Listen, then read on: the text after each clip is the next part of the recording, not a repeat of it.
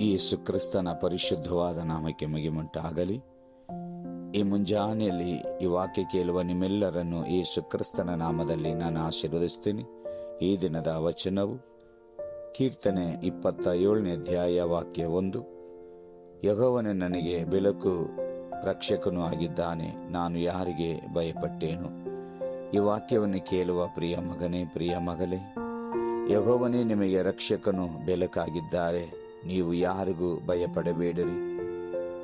ಬರುವಂಥ ಸಮಸ್ಯೆಗಳಿಗೆ ಭಯಪಡಬೇಡಿರಿ, ರೋಗಗಳಿಗೆ ಭಯಪಡಬೇಡಿರಿ, ವೇದನೆಗೆ ಕಣ್ಣೀರಿಗೆ ಭಯಪಡಬೇಡಿರಿ, ಜನರಿಂದ ಬರುವಂಥ ಇಕ್ಕಟ್ಟು ಹೋರಾಟದ ಅವಮಾನಕ್ಕೆ ಕಂಡು ಭಯಪಡಬೇಡಿರಿ. ಇದು ಯೆಹೋವನೇ ನಿಮಗೆ ಬೆಳಕಾಗಿದ್ದಾರೆ, ಭಯಪಡಬೇಡಿರಿ. ಆತನು ನಿಮ್ಮನ್ನು ರಕ್ಷಿಸಿ ನಡೆಸೋರಾಗಿದ್ದಾರೆ, ನಿನ್ನ ಕಣ್ಣೀರುಗಳನ್ನು ಒರೆಸೋರಾಗಿದ್ದಾರೆ. ಇದು ಸೇವೆ ಮಾಡುವಂಥ ದೇವದಾಸರುಗಳೇ, ಯೆಹೋವನೇ ನಿಮಗೆ ಬೆಳಕು ರಕ್ಷಕನಾಗಿದ್ದಾರೆ, ನೀವು ಭಯಪಡಬೇಡಿರಿ. ನಿಮ್ಮ ಸಭೆಗೆ ಆತನು ನಿತ್ಯ ಬೆಳಕಾಗಿದ್ದಾರೆ, ನಿಮ್ಮ ಸೇವೆಗೆ ನಿತ್ಯ ರಕ್ಷಕನಾಗಿದ್ದಾರೆ, ನಿಮ್ಮ ಕುಟುಂಬಕ್ಕೆ ನಿಮಗೆ ಆತನು ಬೆಳಕು ರಕ್ಷಕನಾಗಿದ್ದಾರೆ, ನೀವು ಭಯಪಡಬೇಡಿರಿ.